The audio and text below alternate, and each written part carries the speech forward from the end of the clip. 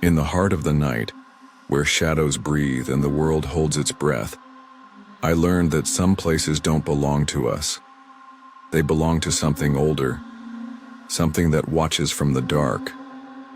I was born in the cradle of the Appalachian Mountains, where the earth hums with secrets older than time itself. In western North Carolina, half an hour from Asheville's glow, the hills roll like the spine of some ancient beast, their hollows cloaked in mist that feels alive. These mountains aren't just land, they're woven into my soul, their ridges and forests as familiar as my own heartbeat. My family always said, respect the mountains and they'll respect you. I believed it, clung to it, even as the summer of 2014 unraveled everything I thought I knew. That year, my girlfriend, hailing from St. Catharines, Ontario, joined me for a road trip that was meant to be an adventure. We were young, reckless with love, dreaming of weaving through the landscapes that shaped me. Our plan was to drive north to Canada, where she could reunite with her family. But fate had other ideas. My grandmother, who I hadn't seen in 2 years, fell ill with what the doctors called a stubborn flu. It wasn't supposed to be serious, but the ache of absence tugged at me. We decided to detour through the mountains to check on her, turning a simple journey into a sprawling odyssey across states and memories.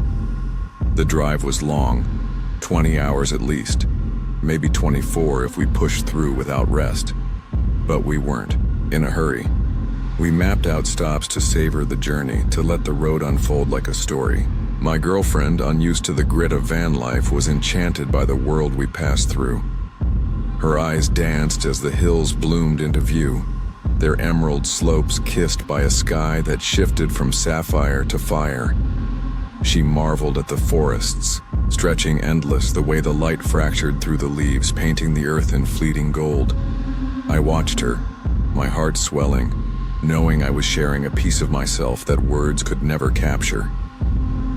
We stopped in Buffalo to refuel, our bodies with greasy diner food. Then in Pittsburgh, where a sunset burned the sky in hues of orange and violet, so vivid it felt like a dream. But as we crossed into West Virginia, the world changed. The roads grew narrower, snaking through forests so dense they seemed to swallow the light. Towns became scarce, mere flickers of life in a sea of wilderness. The air thickened, heavy with the weight of isolation, and I felt the mountains watching, their ancient gaze pressing against the van's thin walls. It was her voice that broke the spell, sharp and urgent, pointing to the dashboard. The gas gauge was dipping dangerously low. We pulled up the map, searching for the nearest station, and found one, a lonely dot in the middle of nowhere. By the time we reached it, the sun had vanished, leaving only a bruised twilight. The station's lights flickered, weak against the suffocating dark, casting long shadows that seemed to writhe. My girlfriend laughed nervously, joking that this was the kind of place where horror stories begin. Her words hung in the air, heavy with truth we didn't yet understand. I told her to stay in the van, doors locked, while I handled the pump. The night was warm, thick with the scent of pine and gasoline, the silence broken only by the rhythmic hum of the nozzle. I was halfway through when a voice sliced through the stillness, low and jagged, like a blade dragged across stone. "Where you headed?" it asked, each word dripping with an unnatural edge. I turned, heart stuttering, and there she was, a woman, maybe in her 50s, though her face seemed carved from something far older. Her eyes were wide, unblinking, locked on me with a hunger that made my skin crawl. Her posture was wrong, too rigid, like she was strung together by wires instead of bones. I forced a smile, asking if she was okay, if she needed help. My eyes darted around, searching for a car, a companion, anything to explain her presence. But the lot was empty, the darkness beyond the station's glow absolute. She didn't answer, just stared, her gaze boring into me like she could see the fear pooling in my chest. I asked again, my voice tighter now, but she remained silent, those eyes never wavering. A chill snaked up my spine, primal and undeniable. I glanced at my girlfriend through the windshield, subtly signaling her to double-check the locks. Not wanting to linger, I hurried inside to pay. The clerk, a wiry man with tired eyes, barely looked up from his magazine. I leaned in, keeping my voice low, and asked if he knew the woman outside.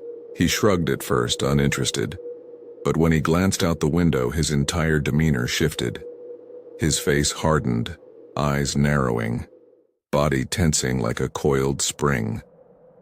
Without a word, he reached under the counter and pulled out a Savage 110 Engage rifle, his movements swift and deliberate. He scanned the windows, his jaw set, and I felt my pulse hammering in my throat. I'd grown up around guns. Hunting was part of life in these mountains, but this was different. The clerk's reaction wasn't caution, it was fear, raw and immediate. I ducked slightly, whispering, "What's going on?" His response was curt, his voice barely above a breath. He told me not to talk to her, that she was never alone, that she belonged to a group living deep in the mountains. "People go missing out here," he said, his eyes flicking to the darkness beyond the glass. "And they're part of it. Cops won't touch them." That was enough. I paid in a blur, my hands shaking, and bolted back to the van. My girlfriend was hunched low in her seat, her eyes wide with panic. She'd seen the clerk with the rifle, felt the shift in the air. I didn't explain. Just started the engine and peeled out, the tires screaming against the gravel. She pressed me, her voice rising, demanding answers, but I could barely form words. "These people are crazy," I muttered, dodging the truth. I couldn't bring myself to tell her about the missing people, the group in the mountains, the dread sinking into my bones. We drove for hours, the road stretching into an endless tunnel of trees and shadows. Exhaustion finally forced us to stop, and I found a secluded clearing off a back road far from the station, far from everything. It felt safe, or as safe as we could hope for. We locked the doors, curled up in the van's cramped interior, and tried to sleep. But the mountains didn't sleep. They watched, their silence heavier than any sound. At 3 a.m., her hand shook me awake, her whisper slicing through the dark. "Someone's outside." I sat up, every nerve on fire, and listened. Footsteps, deliberate and heavy, circled the van. Not one person, several. Voices murmured, low and guttural, their words indistinct but laced with intent. The door handle rattled, a sharp, invasive sound that made my blood run cold. I grabbed my handgun, my hands steady despite the fear clawing at my chest, and yanked back the curtain. What I saw stopped my heart. A group of figures stood just beyond the glass, their faces pale and hollow in the moonlight. Several men, their eyes dead and unblinking, stared back with an eerie calm. And there, gripping the handle, was the woman from the station, her gaze locked on me like a predator sizing up its prey. Time slowed, the world narrowing to those eyes. That moment, the weight of something ancient and malevolent pressing against us. Instinct took over. I aimed the gun at her, shouting that I'd shoot if they didn't back off. My girlfriend's grip on my arm was iron, her breath ragged. The woman hesitated, her lips curling into something that wasn't quite a smile. Then, one by one, they melted into the trees, their footsteps fading into a silence that felt like a trap. My girlfriend leapt into the driver's seat, her hands trembling as she floored the gas. We tore through the night, the van rattling, the road blurring beneath. Some miles later, when we finally stopped, she was shaking, her face streaked with tears. I took the wheel, driving until the mountains were a distant shadow in the rearview mirror. We never spoke of it again, but those faces, those eyes, they haunt me. They linger in the quiet moments, in the spaces where dreams bleed into reality. We swore never to return to that part of West Virginia, but sometimes in the dead of night I feel the mountains calling. Their whisper a reminder that some things don't let go. The air was heavy that night, like the mountains themselves were exhaling secrets I wasn't meant to hear. A few years ago, I found myself unraveling.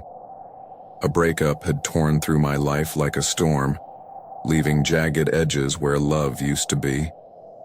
My job, a soul-crushing grind at a warehouse, had drained every ounce of purpose from my days.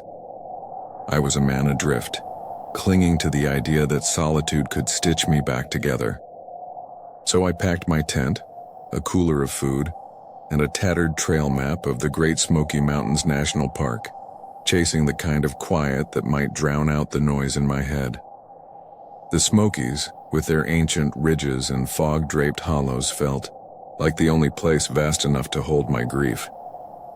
But what I found there wasn't peace. It was something else, something that still haunts me, slipping into my dreams like a shadow that knows my name. I'd always been drawn to the wild.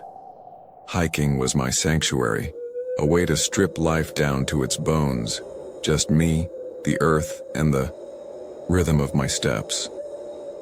That October, I set out alone, craving the isolation of the North Carolina side of the park.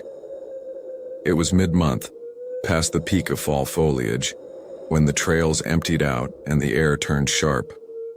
Most hikers I'd seen were older couples or grizzled Appalachian trail through hikers, their faces weathered by miles and resolve. I wanted none of that company.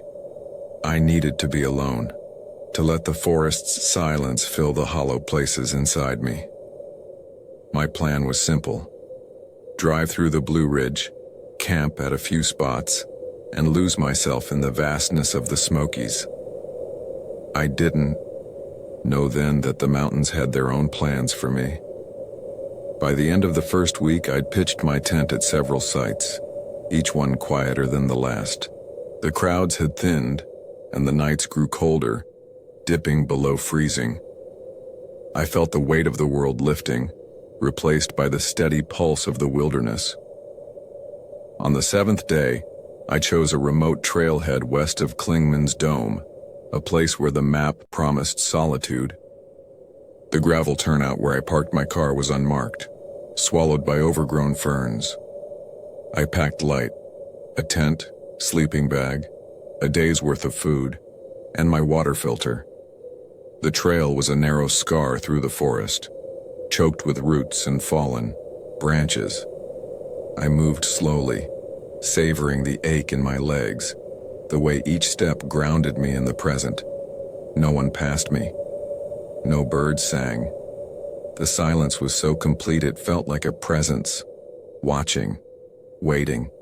I told myself it was just the forest being itself, but deep down I felt a prickle of unease, like I'd crossed an invisible line. Around mid-afternoon I found a clearing by a creek, a place so perfect it seemed conjured from a dream. The trees formed a dense canopy, their leaves a mosaic of fading gold and crimson. The creek ran smooth, its surface catching slivers of sunlight like scattered coins. Moss clung to the rocks, soft and vibrant, as if the earth itself were breathing. I stood there letting the moment sink in, feeling the weight of my loneliness soften. This was what I'd come for, a place where the world felt whole even if I didn't. I set up my tent in the center of the clearing, its nylon walls a fragile barrier against the vastness around me. I took off my boots, wincing as the cold, creek water numbed my feet, and let the forest stillness wrap around me like a second skin. For a moment I was at peace. But the mountains, I'd learn, don't offer peace without a price. As the sun sank behind the ridges, shadows stretched across the clearing, long and sharp, like fingers reaching for something they'd lost. I boiled water for noodles, the hiss of my camp stove the only sound in the growing dark. The wind stirred the trees, a low murmur that felt like a conversation I couldn't quite hear. I ate in silence, my eyes tracing the edges of the clearing, where the light faded into a wall of black. No animal stirred, no crickets chirped. The absence of sound was unnatural, a void that pressed against my chest. I tried to shake it off, telling myself it was just the cold, the altitude, the solitude playing tricks. But the truth was, I felt exposed, like the forest was studying me, weighing my presence. I crawled into my tent, zipped the flap shut, and turned on my headlamp. Its weak beam barely pierced the darkness outside. I read for a while, the words blurring as exhaustion tugged at me, but sleep wouldn't come. My body was tired, but my mind was restless, caught in a loop of half-formed thoughts. Something's wrong, I thought, though I couldn't name it. It was like the air itself was holding its breath, waiting for something to break. I'd camped alone countless times. The rustle of leaves, the snap of a twig, those were the forest's heartbeat, proof that life went on. That night, though, the usual sounds returned, faint at first. Crickets, the scurry of small creatures in the underbrush. I tried to find comfort in them, to let them lull me into sleep. But an hour passed, then two, and I lay there, staring at the tent's ceiling, my chest tight with an unease I couldn't shake. It wasn't fear, not yet. It was something older, primal, like my body sensed a truth my mind refused to see. I flicked my headlamp back on, grabbed my book and tried to read, hoping the words would anchor me. Midnight came and went. My eyes burned. My limbs ached, but I was wired, caught in a strange limbo between exhaustion and alertness. The forest's sounds faded again, leaving only the thud of my own pulse. I closed my eyes, willing sleep to take me, when a sound cut through. The silence, a cough sharp and human no more than 30 yards away. My breath caught. The book slipped from my hands, landing softly in my lap. I froze, every muscle taut, listening for another sound. The forest was silent again, but it was a different kind of silence, heavy, deliberate, like it was hiding something. My mind raced. A hiker, a ranger. But who would be out here in the middle of nowhere at this hour? I unzipped my sleeping bag, the sound deafening in the stillness, and reached for my phone. Its flashlight cast a weak glow as I eased open the tent flap, my heart pounding so loud I was sure it would give me away. The clearing was dark, the creek a faint shimmer under the stars, and then I saw her. She was sitting by the creek, barely, 10 feet from my tent, her back to me, her long hair spilling over her shoulders like a cascade of ink. The sight stopped me cold. She was still, unnaturally so, her body rigid as if carved from the night itself. Her dress, tattered and pale, hung loosely, torn at the side, exposing a glimpse of skin that looked too pale, too lifeless. I couldn't see her face, but the way she sat, motionless, unaware of my light, sent a chill through me that had nothing to do with the cold. I wanted to call out, to ask if she was okay, but my voice died in my throat. She's lost, I thought, grasping for something rational. She's hurt, stranded, needs help. But the longer I watched, the less human she seemed. Her stillness wasn't exhaustion or fear. It was absence, like she was a hollow shell, a memory the forest had conjured. I swept the flashlight across the clearing, checking for others, for a camp, for anything that might explain her. Nothing. Just trees, their branches clawing at the sky. I turned the light back to her, my hand trembling, and she was gone. Gone. The creek was empty, the rocks untouched, the air still. My pulse roared in my ears as I scanned the darkness, the beam jerking left, right, up into the trees. No footsteps, no rustle of leaves, no sign she'd ever been there. But she had been. I'd seen her, felt her presence, heavy and wrong, like a weight pressing on my soul. Fear took over, raw and visceral. I stepped out of the tent barefoot, the cold earth biting my skin. The flashlight shook in my hand as I moved toward the creek, each step heavier than the last. My mind screamed at me to run, to pack up and flee, but I had to know. I had to see. The image of her rushing from the dark, her face twisted, her hands reaching, flashed through my mind, and I nearly retched. When I reached the spot where she'd sat, I stopped, my breath shallow. There, in the damp earth by the water's edge, were footprints. Bare, small, unmistakably human, pressed deep as if she'd stood there for hours. They trailed a few steps toward the creek, then stopped, like she'd dissolved into the air. I stared, my mind fracturing. She was real. She was here. But where had she gone? How could someone vanish without a sound, without a trace? The forest seemed to close in, the trees leaning closer, their shadows twisting into shapes that didn't belong. I backed away, my flashlight darting across the clearing, expecting her to appear again, her eyes hollow, her hands outstretched. I stumbled back to the tent, tore down my gear in a frenzy and stuffed it into my pack. The footprints burned in my mind, proof that I hadn't imagined her, that something, someone, had been here, watching me. I hiked out in the dark, the trail a blur of roots and branches, my headlamp barely cutting through the night. Every snap in the woods was her, every shadow her silhouette, waiting. I didn't stop, didn't look back, driven by a fear so deep it felt like it was part of me now. You saw her, my mind whispered, and she saw you. When I reached my car at dawn, I was shaking, my feet blistered, my clothes soaked with sweat. I drove straight to the ranger station, the words spilling out before I could stop them. I told them about the woman, the footprints, the way she'd vanished.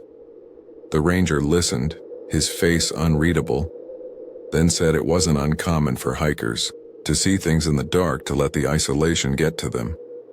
He promised to check the area, but his tone said he didn't believe me. I left, hollowed out, the memory of her silhouette etched into my mind like a scar. Was she real? I've asked myself 1,000 times. The footprint said yes, but the silence, the way she vanished, said something else. The Smokies are ancient, older than human memory, and they hold things we'll never understand. I haven't gone back. I don't know if I ever will. But at night when the world is quiet, I still see her, sitting by the creek waiting for me to look away. Deep in the wilderness, where the trees whisper secrets and the silence screams, I learned that some trails don't lead to freedom. They lead to fear. I've always found solace in the wild. The Appalachian mountains with their endless ridges and shadowed hollows have been my sanctuary for over a decade. As a trail runner, I've chased the horizon through high passes and forgotten paths, shedding the weight of the world with every step. The forest is where I'm whole, where the chaos of life, work, bills, screens, fades into the rhythm of my breath and the crunch of earth beneath my boots. But last spring, in the heart of Maine's 100-mile wilderness, I discovered that even the wild can betray you. Some places don't want you there, and they send warnings you can't ignore. The 100-mile wilderness is the most isolated stretch of the Appalachian Trail, a gauntlet of untamed beauty stretching from Monson to Baxter State Park. I'd hiked the Appalachians countless times, but this was my first venture into this untouched corner. The plan was simple: 3 days, 2 nights, just me and the trail. I packed light: tent, food, water filter, bear canister, GPS, and parked my car near an old service road off the highway.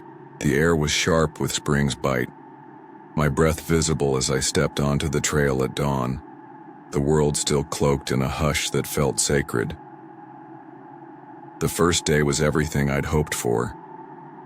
The trail was rough, overgrown, forcing me to duck under branches and climb over fallen logs. I saw no one, not even a squirrel, until late afternoon, and the solitude was intoxicating. The forest stretched endless, its canopy a mosaic of green and gold, the light filtering through like a promise of peace. I made camp by 4:30 p.m. in a small clearing beside a dried-up creek bed, the perfect spot to rest. I pitched my tent, boiled water for a simple dinner, and jotted notes in my trail log. The world reduced to the flicker of my stove and the sigh of the wind. By 9 p.m. I was out cold, the forest silence wrapping around me like a blanket. But that silence was wrong. Too heavy. Too absolute. Like the world was holding its breath. I didn't notice it at first, chalking it up to the cold snap that had settled in. Animals hunker down in weather like that, I told myself. But deep down something stirred, a primal unease that kept me from settling. The usual sounds, crickets, owls, rustling leaves, were absent, replaced by a void that pressed against my chest. I woke before dawn, restless, and broke camp early, eager to shake the feeling. As I hiked south, the trail grew narrower, the forest denser. About a mile in, I stopped dead. Boot prints, fresh but not new, scarred the dirt. They weren't mine, and they didn't make sense. Instead of following the trail's logic, they zigzagged, veering off into the underbrush, circling back, then darting forward again. It was the path of someone lost, scared, or worse, someone who didn't want to be followed. My pulse quickened, the air suddenly colder, the trees leaning closer as if to whisper a warning.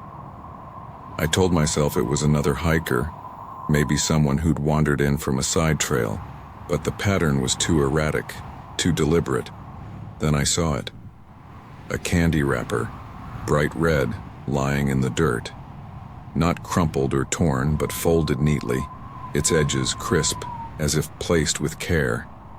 It gleamed against the forest floor, an alien intrusion, in the wild's raw chaos. I knelt, my fingers hovering over it, hesitant. It was a cheap gas station brand, the kind you'd grab without thinking, but the precision of its fold sent a shiver down my spine. This wasn't trash. This was a message. I slipped it into my trash bag, my mind racing. Who would take the time to fold a wrapper out here in the middle of nowhere? I kept moving, but the unease grew, a weight that clung to me like damp cloth. The boot prints appeared again, more chaotic now, looping and doubling back in ways that defied reason. Each step felt like a violation, as if I'd trespassed into a place where I didn't belong. By noon I stopped for a break, my legs burning, and sat on a fallen log to eat. That's when I heard it. Footsteps. Not the scamper of wildlife, but the deliberate crunch of human weight. They came from the ridge above, maybe 30 feet away, slow and measured, then stopped abruptly. I froze, my sandwich halfway to my mouth, every sense on edge. The forest held its breath, the silence so thick it felt like a physical force. I scanned the ridge, my eyes straining for movement, a flash of color. Anything. Nothing. Just trees, their branches clawing at the sky. I called out, my voice steady despite the pounding in my chest, asking if anyone was there. No response. The silence mocked me, heavy with the weight of unseen eyes. I waited, motionless, but the footsteps didn't return. Maybe it was another hiker, I reasoned, someone who valued solitude as much as I did, but the sudden halt, the absence of retreat felt wrong, like whoever it was had frozen waiting for me to move first. My skin prickled, the forest no longer a sanctuary, but a maze of shadows. I packed up quickly, my pace faster now, driven by a need to outrun the feeling. The 100-mile wilderness was isolated, yes, but not impenetrable. Hikers crossed paths sometimes. I repeated this to myself, a mantra against the dread pooling in my gut. But the truth was, I'd seen no one, heard no one, until those steps. And they hadn't felt like a coincidence. That night, I camped earlier than planned, my body screaming for rest. I chose a clearing tucked deep in the woods far from the trail, hoping distance would shield me. The trees stood like sentinels, their branches weaving a canopy that blocked the stars. I set up my tent, keeping my gear close, and walked the perimeter with my headlamp, scanning for signs of intrusion. Everything seemed normal, no tracks, no disturbances. But as I returned to my tent, my beam caught something that stopped me, cold. Another candy wrapper, identical to the first, folded with the same eerie precision, placed squarely on my pack. My breath caught, the world tilting as fear sank its claws into me. This wasn't chance. Someone had been here, had touched my things, had left this as a sign. A calling card from the dark. I stood frozen, my headlamp trembling in my hand, sweeping the clearing for movement. Nothing. Just the endless black of the forest, its silence now a roar in my ears. I built a fire, its flames a feeble defense against the night, and sat with my knife in hand, the blade's weight a small comfort. Every shadow seemed to move, every rustle a threat. The forest, alive with eyes I couldn't see.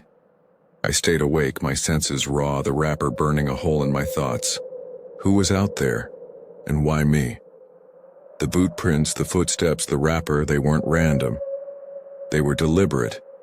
A game played by someone who knew I was alone. The thought coiled around my heart, tightening with every passing hour. Sometime, around 3 a.m., I heard it again. Movement, not the skitter of an animal, but a slow, deliberate pacing just beyond the fire's glow. My blood ran cold, my grip on the knife tightening until my knuckles ached. The pacing stopped, replaced by a sound that turned my stomach, a heavy, labored breathing, like someone was standing just out of sight, watching, waiting. I didn't move, didn't breathe, my body a statue as the forest pressed closer. Its darkness a living thing. I stood abruptly, shouting into the night that I was armed, my voice cracking but fierce. The breathing stopped, the silence rushing back like a tide. No footsteps retreated, no branches snapped, just an absence that felt like a lie. I didn't sleep. At first light, I packed in a frenzy, my hands shaking as I tore down the tent. I didn't care about the trail or the plan. I just wanted out, away from the eyes, the wrappers, the presence that stalked me. Halfway back to the car, I stopped to catch my breath, my lungs burning. Habit made me glance around, and that's when I saw him. A man, maybe 50 yards away, standing among the trees, his scruffy beard framing a face that was all wrong. Too intent. His clothes were ragged, decades old, and his eyes locked on me with a hunger that made my skin crawl. Then he raised a gun. Instinct took over. I dove behind a pair of trees, my heart a drum in my chest, and ran. The forest, blurred, branches clawing at my face, the trail a distant memory as I sprinted toward safety. I didn't look back, didn't stop, not until my car came into view. I slammed the door, locked it, and tore out of there, the tires screaming against the gravel. The road stretched ahead, but the forest gaze lingered, a weight I couldn't shake. At the nearest ranger station, I spilled everything. Boot prints, wrappers, footsteps, the man. I showed them the wrappers, their neat folds a chilling proof. The rangers listened, polite but skeptical, suggesting I'd crossed paths with a transient or off-grid hiker. Their words felt hollow, a dismissal of the terror that still pulsed in my veins. They promised to check the trail, but I knew nothing would come of it. Days later, I posted about it on a hiking forum, needing to unburden the fear. The responses chilled me. A woman messaged, saying she'd found folded papers with children's names and birthdays near her tent 5 years earlier in the same stretch. Another hiker reported a torn baby shoe hanging from a branch. Another heard a gun being loaded in the night. Each story was a thread, weaving a tapestry of dread that stretched across the wilderness. Something lives out there, something that watches, that stalks, that leaves signs. I haven't returned to the 100-mile wilderness, but the wrappers haunt me. Their neat folds a reminder that the wild isn't always a refuge. Sometimes it's a hunter, and you're the prey. The wind carried a voice that night, not human, but something older, whispering through the timbers of the fire tower. 3 years ago, I stood at a crossroads in my life, holding a box of my grandfather's belongings, the weight of his absence heavier than the cardboard in my hands. He'd been gone for years, his stories of the Appalachian mountains a fading echo in my memory. As a child, I'd sit at his feet, wide-eyed, as he spoke of long nights in fire lookouts, watching over endless forests, the glow of distant flames his only company. Rich Mountain Fire Tower on the Tennessee-North Carolina border was his favorite tale, a place of solitude and secrets where the mountains seemed to breathe. But when I finally opened his journals, I found something else. Pages of frantic scrawl, words jagged with fear, describing footsteps on the tower stairs, a presence that watched him and a dread so deep it broke the man I thought unbreakable. I had to know what he saw, so I planned a trip to Rich Mountain, not for adventure but for answers. What I found was a truth that clings to me still, a shadow that knows my name. I'd always been a wanderer, drawn to the wild places where the world felt raw and unfiltered. Fire towers were my obsession, relics of a time when men like my grandfather stood guard over the wilderness. I'd stayed in a few, their creaking floors and rusted railings a connection to him. Rich Mountain was different, though. It was personal. His journals painted it as a place where the veil between worlds thinned, where something waited in the dark. I'd put off reading those entries for years, the pain of his loss too sharp. But when I finally did, they consumed me. He wrote of sleepless nights, of hearing steps climb the tower only to stop just shy of the hatch. He'd check under the bed, a grown man trembling, convinced something was there. After 6 weeks, he was reassigned, his writing returning to its steady calm. He never spoke of it, not to me, not to anyone. Why did you hide it, Grandpa? I needed to stand where he stood, to feel what he felt, to know if the mountains had driven him to madness, or if something else had. The trail, too. Rich Mountain Fire Tower was a 5.2-mile out and back, a steady climb through early spring woods. It was March, the air cool and sharp, the forest just waking from winter's grip. Trees stood bare, their branches like skeletal fingers against a gray sky. The path was rugged, roots twisting underfoot, mud clinging to my boots. I passed a handful of hikers, day trippers heading to the tower for the view. Their chatter faded as I climbed higher, the forest swallowing sound until only my breath and the crunch of leaves remained. The tower came into view just before noon, a squat, weathered structure perched on a rocky outcrop.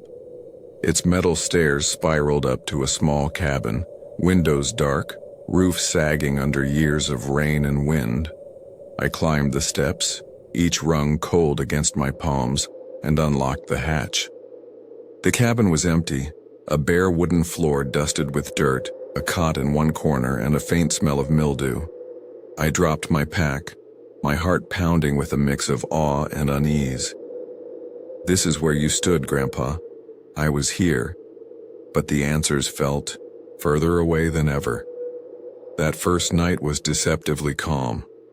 I set up my sleeping bag, cooked a simple meal on my camp stove, and read his journals by headlamp. The words felt alive, his fear seeping into me with every line. "It comes at night," he wrote. "It stops just below the hatch. I don't know what it wants." I shook my head, trying to ground myself in the present. The tower was silent, the only sound the wind rattling the windows. I stepped onto the catwalk, the valley below a sea of shadowed ridges, stars piercing the black above. It was beautiful, sacred, the kind of solitude I'd always craved. But as I crawled into my sleeping bag, a sound jolted me awake. A sharp, metallic clang like something had struck the stairs below. My breath caught, my body rigid. I listened, straining for another sound, but the night was still. Just a pine cone, I told myself, or an animal. But the unease lingered, a seed planted by his words growing in the dark. I lay back down, eyes fixed on the hatch, sleep a distant hope. The second day was what I'd hoped for. I hiked beyond the tower, exploring the mountain's ridges, the air crisp with the scent of pine and damp earth. The forest felt alive, sunlight dappling the ground, a faint breeze stirring the budding branches. I wrote in my journal, sketching the view, trying to capture the peace of being alone, but his words haunted me. "It watches me," he'd written. "I feel it in the dark." I pushed the thought away, focusing on the trail, the rhythm of my steps.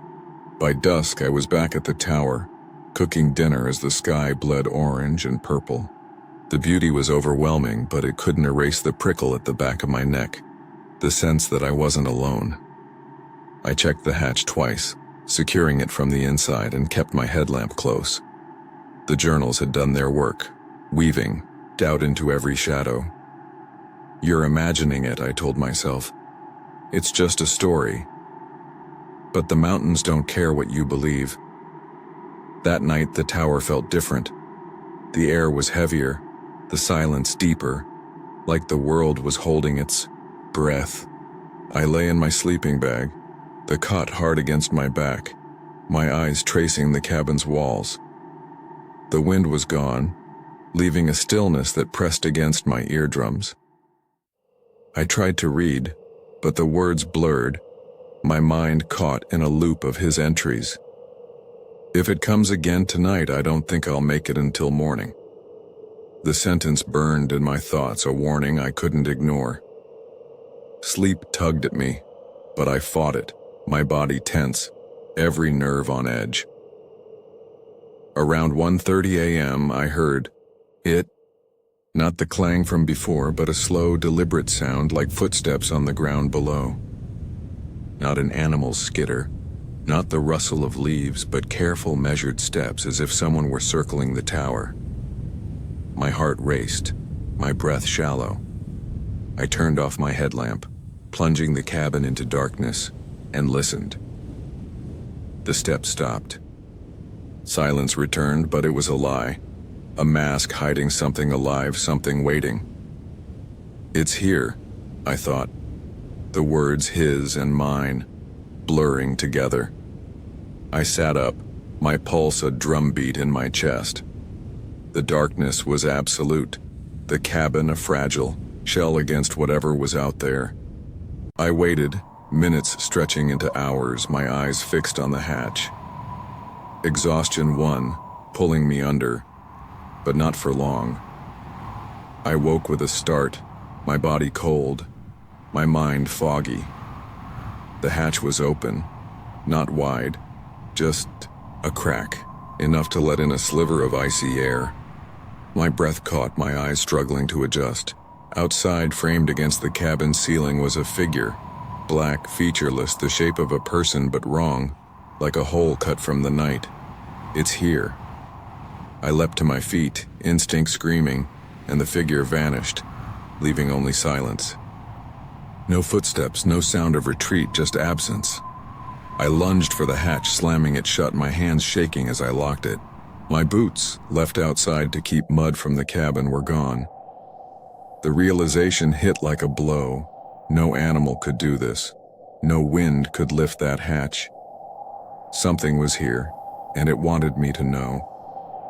I sat on the cot, clutching my pocket knife, its blade useless against the fear clawing my chest. The cabin felt smaller, the walls closing in, the air thick with a presence I couldn't see. I didn't sleep, didn't move, just waited for dawn, my eyes locked on the hatch. When gray light finally seeped through the windows, I climbed down, the stairs barefoot, the metal biting my skin. The clearing was empty, no tracks, no boots, no sign of anything. I searched, desperate for proof, but the mountain gave me nothing. I packed my gear, my movements frantic, and hiked down the trail, the forest a blur of green and shadow. My feet bled, blisters raw, but I didn't stop until the parking lot came into view. I collapsed into my car, drove to a motel, and lay, on the bed, still clothed, the memory of that figure burning in my mind. You saw it, Grandpa, and now I've seen it too. I've told no one, not my mother who still asks about his things, not my partner who'd think I'd lost my mind. I searched forums, ranger logs, old trail reports, hoping for a trace of what I'd seen. Nothing. Not a single mention. The silence is worse than answers. A void that swallows reason. Was it real? My mind, fed by his journals, could have conjured it, shaped fear into form. But the hatch, the boots, they were real, tangible, gone. The mountains are ancient, older than human understanding, and they hold things we'll never name. I dream of the tower, of the figure standing outside, its presence a weight I can't shake. My grandmother once said, "The mountains don't need ghosts to haunt you. They do it themselves." I believe her now. Something's still up there, waiting. And it knows I'll never go back. Some nights the forest doesn't sleep. It watches, it waits, and it calls your name with a voice you know too well. A voice that shouldn't exist. I was raised in Swords Creek, a speck of a town tucked deep in the folds of Virginia's Appalachian mountains. Here the hills loom like silent giants, their shadows stretching across the land as if claiming it for something older than us. The forest isn't just a place. It's a presence, woven into the bones of those who grow up under its gaze. My grandfather taught me its rules before I could tie my shoes. Never wander after dark. Never answer a call from the trees. Respect the mountains and they'll let you live. Those words were my shield, my gospel, until the night I broke them. Swords Creek is where the world feels raw, untouched by the hum of cities or the glow of streetlights. My home sits at the edge of the village where the backyard fades into a wall of pines that seem to breathe in the dark. As a boy, I'd trail my grandfather through those woods, learning the trails, the secrets, the quiet code that kept us safe. The forest gives, but it also takes, he'd say, his eyes scanning the trees as if they might answer back. I never doubted him. I'd seen things, shapes in the mist, whispers on windless nights, that made the stories feel less like folklore and more like truth. But life has a way of dulling even the sharpest instincts. Last spring, my world cracked open when Reggie, one of my closest friends, died in a freak accident. His absence was a wound that wouldn't heal, a hollow ache that followed me everywhere. Reggie, James, and I were a trio, bound by years of laughter, fights, and dreams we swore we'd chase together. Losing him was like losing a limb, and James and I were left stumbling through the grief, trying to hold on to what remained. 2 weeks ago, on the anniversary of Reggie's death, James and I decided to honor him the only way we knew how, with whiskey and memories. The night was warm, the air thick with the scent of blooming dogwoods, but the weight of his absence pressed down on us.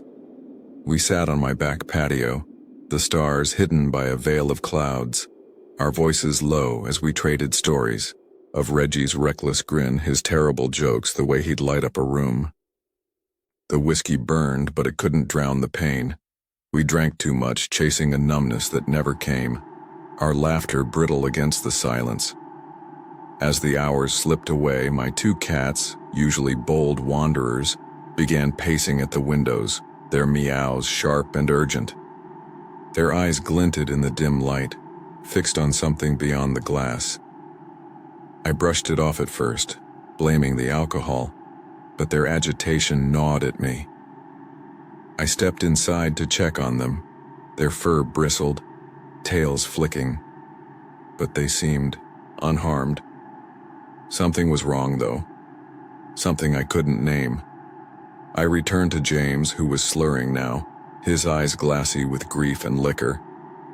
When we finally called it a night, he insisted on walking home, a 7-minute trek through the woods to his place. Every instinct screamed at me to stop him. The forest after dark was forbidden, a rule etched into my soul. But James was stubborn, swaying on his feet, and I couldn't let him go alone. If I lost him too, I'd never forgive myself. So for the first time in years, I broke the rule. I walked him home, the path familiar, yet alien under the moonless sky. The trees loomed closer, their branches clawing at the stars, the air heavy, with a silence that felt alive. We made it to his door without incident, no strange sounds, no shadows. But as I turned back, alone now, the forest shifted. The silence deepened, a void so complete it swallowed my footsteps. My breath caught, the whiskey fog lifting as a chill settled into my bones. I quickened my pace, the path stretching endless. Before me, the trees pressing in like walls. Then I heard it, my name, soft and clear, drifting from the forest. It was Reggie's voice, unmistakable, laced with the warmth I'd known for years. My heart lurched, torn between longing and dread. I stopped, staring into the black beyond the trail where the trees stood like sentinels guarding a secret. It couldn't be him. I'd been at his funeral, seen his face still and cold in the casket. Yet the voice came again. Come here. Gentle, coaxing, pulling at the raw edges of my grief. My feet moved before my mind could stop them, drawn toward the tree line, where the backyard ended and the deep woods began. The air grew colder, the darkness thicker, as if the forest was swallowing me whole. Then, like a lightning strike, my grandfather's words roared back, "Never answer a call from the trees." I spun around, heart pounding, and bolted for home. The forest seemed to chase me, its silence a predator at my heels. I burst through my door, locking it with trembling hands, my cats darting around the room, their eyes wide with panic. They felt it too. Something was out there, something wrong. I collapsed onto the couch, trying to convince myself it was the whiskey, the grief, playing tricks. But deep down, I knew better. The forest had spoken, and I'd nearly answered. The days that followed were heavy, the air in my house thick with unease. My cats, once fearless, refused to leave the living room, their eyes fixed on the windows after dark. I felt watched, not just outside but inside, as if the forest's gaze had followed me home. The nights grew longer, the silence louder, each creak of the floorboards a reminder of that voice. I told myself I'd imagined it, that Reggie was gone, that the rules had kept me safe. But the doubt lingered, a splinter in my mind. I finally texted James, needing to confess to make sense of it. I asked him to come over, my fingers shaking as I typed. He replied quickly, saying he'd swing by after work. Just needed to change first. Relieved, I stepped into the shower, hoping the hot water would wash away the fear. But as the steam rose, a sharp knock echoed from the back door. I froze, soap stinging my eyes, the sound too loud, too deliberate. It had to be James, skipping the change of clothes. I opened the bathroom window, shouting for him to use the spare key in the planter, my voice swallowed by the night. I rushed through the shower, toweling off in a blur, but the house felt wrong. The air was cold, sharp, like a door had been left open. I called out for James, but silence answered, heavy and absolute. My bare feet hit the floor, each step a pulse of dread. I glanced out the window, pitch black, the night a solid wall. I called again, louder, but nothing came back. Then, I saw it. The front door wide open, swinging gently in the breeze. My blood turned to ice. I'd locked it, I was sure. I grabbed my phone, heart hammering, and saw a new message from James. Stuck at work, can't make it till 9:30. The timestamp was minutes ago. If he wasn't here, who had knocked? Who had opened the door? I slammed it shut, fumbling with the lock, my breath ragged. The cats were crouched behind the couch, their eyes glinting, frozen in terror. I searched the house room by room, my flashlight trembling in my hand, but found nothing. No footprints, no shadows. Yet the silence screamed, a presence I couldn't see but felt in my bones. That night changed everything.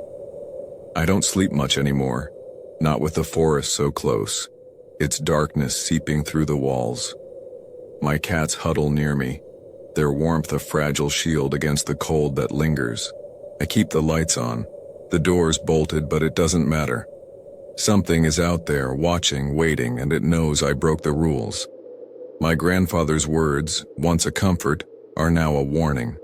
The forest doesn't forgive, and as the nights stretch on, I feel it drawing closer, its voice a whisper I can't unhear, calling me back to the trees. The forest held its breath that day, as if it knew what was coming before I did.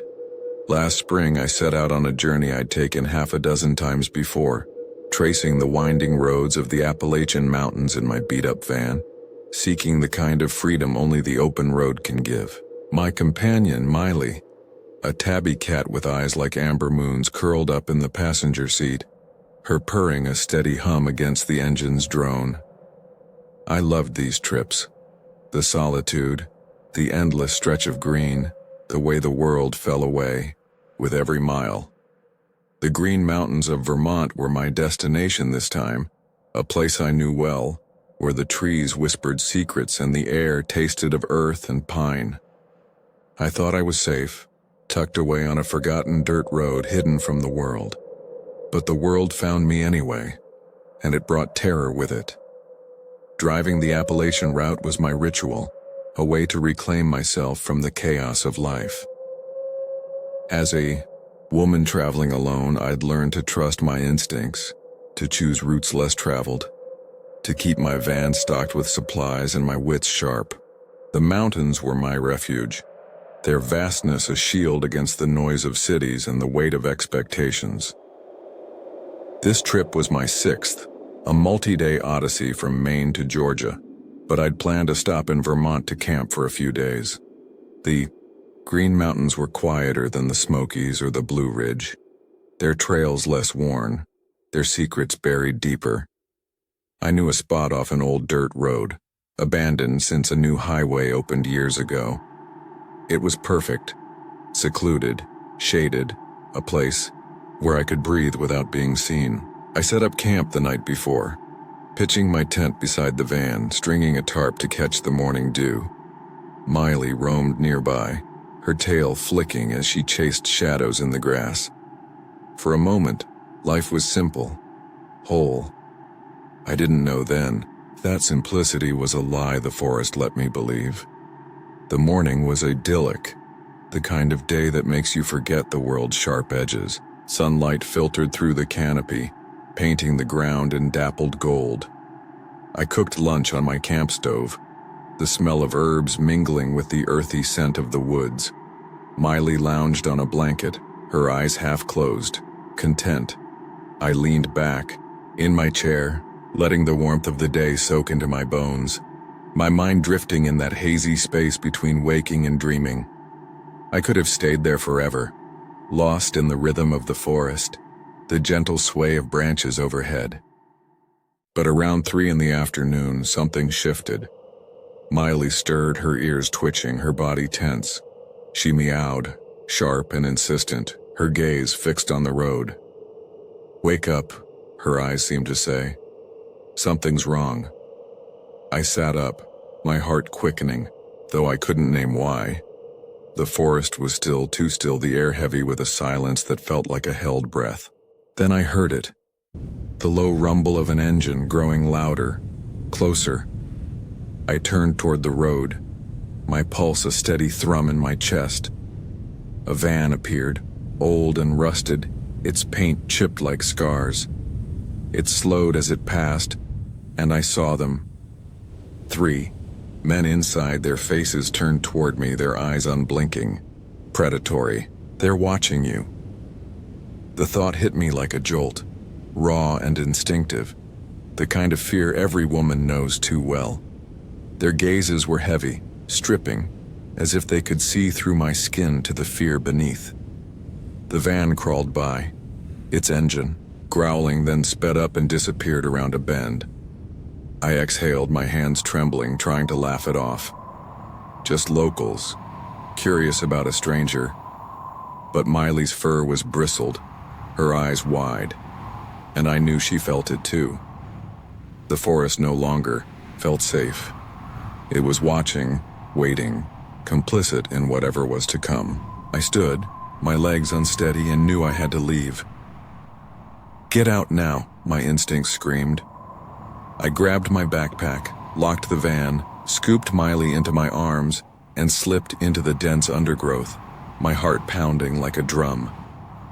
I crouched among the ferns. Miley pressed against my chest, her warmth the only anchor in a world tilting toward panic.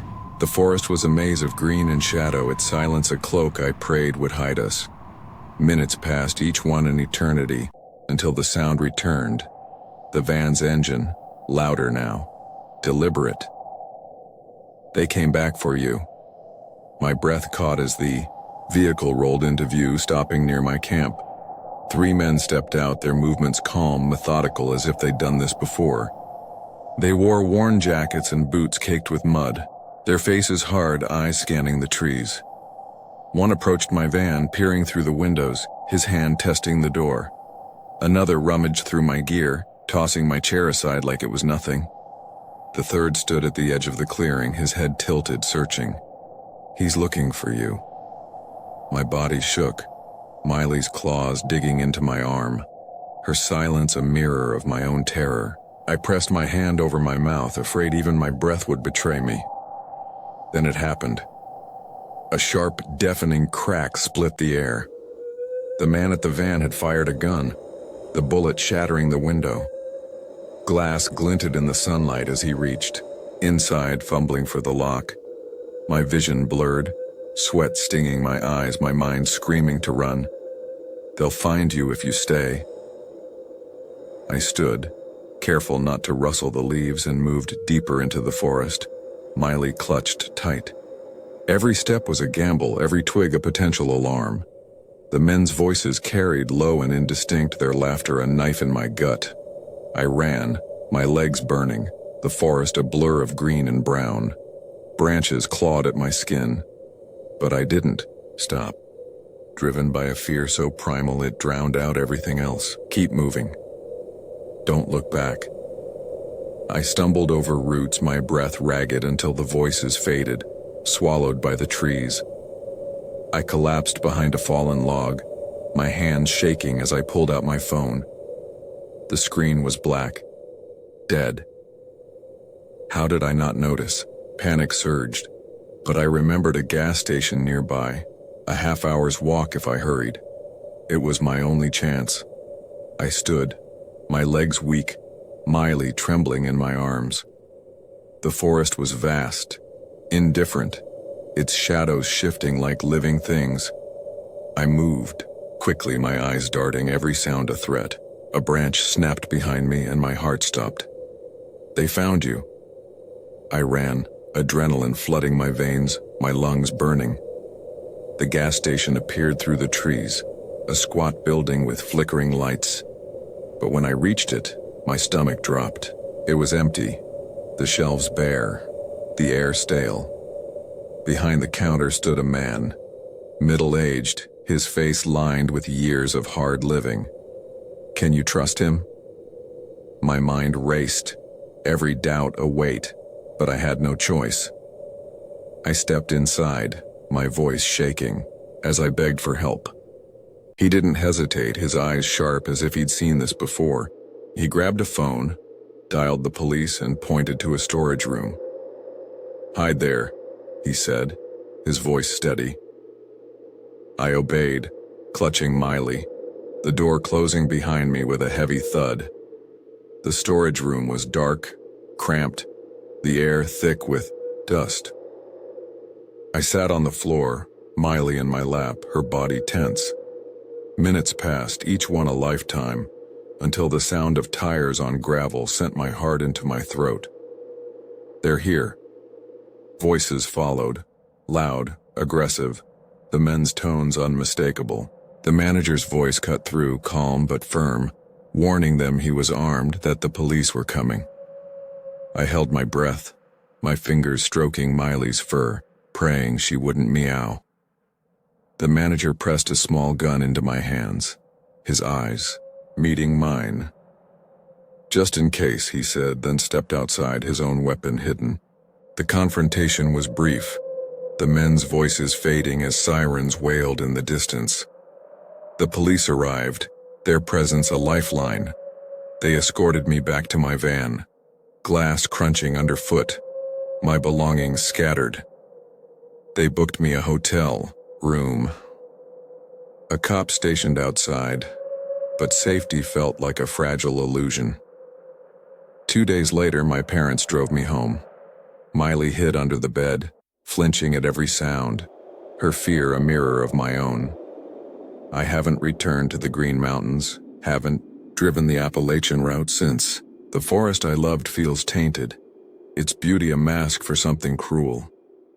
Miley's changed too, skittish, her once bold spirit dimmed. I see those men in my dreams, their eyes burning through the trees, their laughter echoing in the dark. They saw you and they'll never forget. The police found no trace of them, the case closed, but the fear lingers, a shadow I can't outrun. The mountains are vast, ancient, and they hold secrets darker than I ever imagined.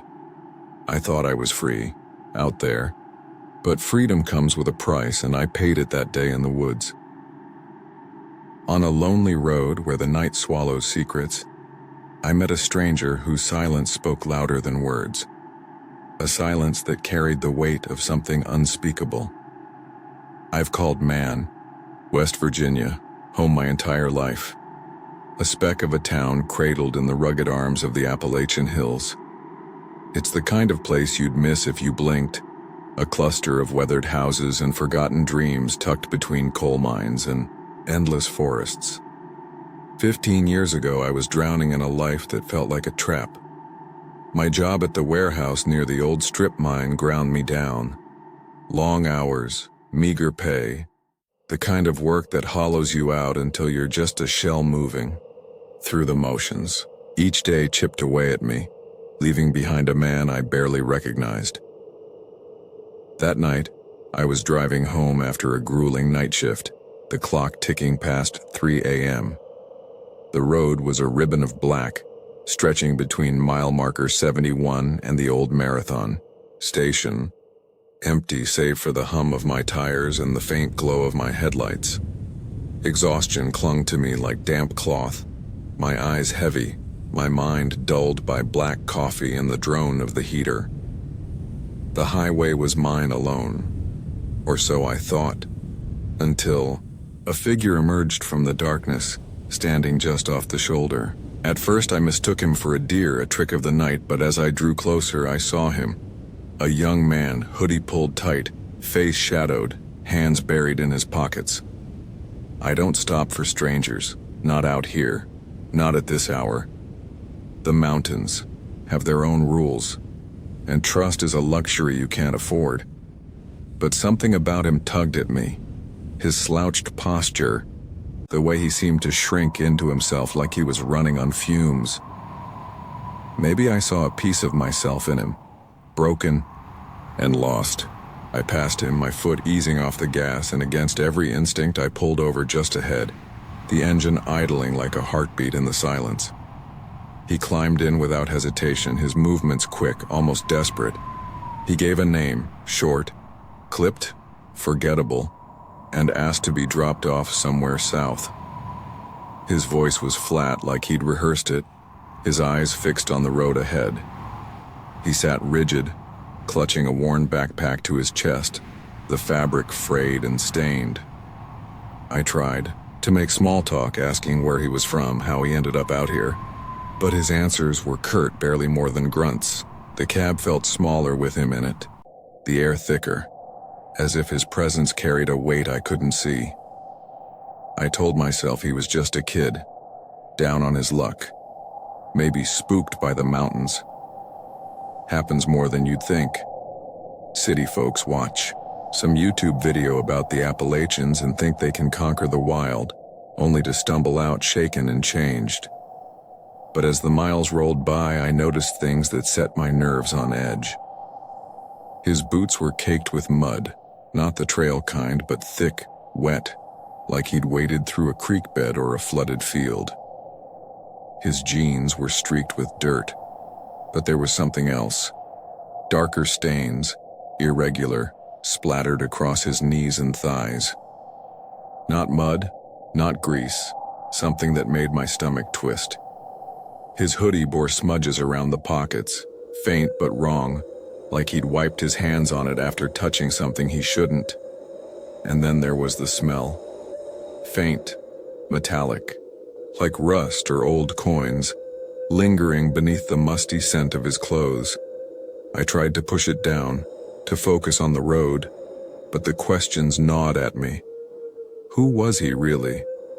Why was he out here, alone, in the dead of night? He didn't ask about me, didn't care where I was headed or why I'd stopped. He just stared out the window, barely blinking, his hands locked around that bag like it held his life. The silence grew heavy, pressing against my chest, the kind of quiet that makes you hear your own pulse. I kept driving, the road curving, through the hills, the trees closing in like they were listening. 20 minutes in, the night cracked open. Red and blue lights flashed ahead, 2 patrol cars blocking the road, their beams cutting through the dark.